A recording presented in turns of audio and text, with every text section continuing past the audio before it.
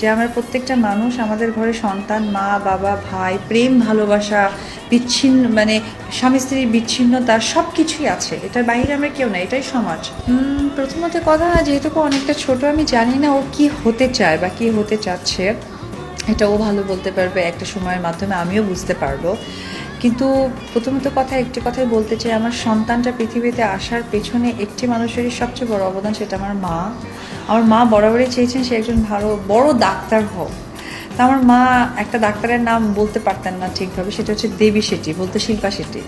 তো এইভাবে বলতেন যে ওই রকম একটা ডাক্তার হোক। তা আমার মা পৃথিবীতে নাই, যেহেতু আমি মনে করি আমার মায়েরই সৃষ্টি আমার জয়। আমি চাইবো আমার মায়ের ইচ্ছাটা পূরণ হোক, আর বাকিটা, ও তো অনেক ছোট, ওরও ইচ্ছাটা আমাকে দেখতে হবে, আর ভবিষ্যৎ বলে দেবে সে কী হতে পারবে। এটা আসলে আমার কাছে মনে হয় যে একটা ট্রেন চালু হয়ে গেছে, যে সে করছে আমিও করব। কিন্তু আমরা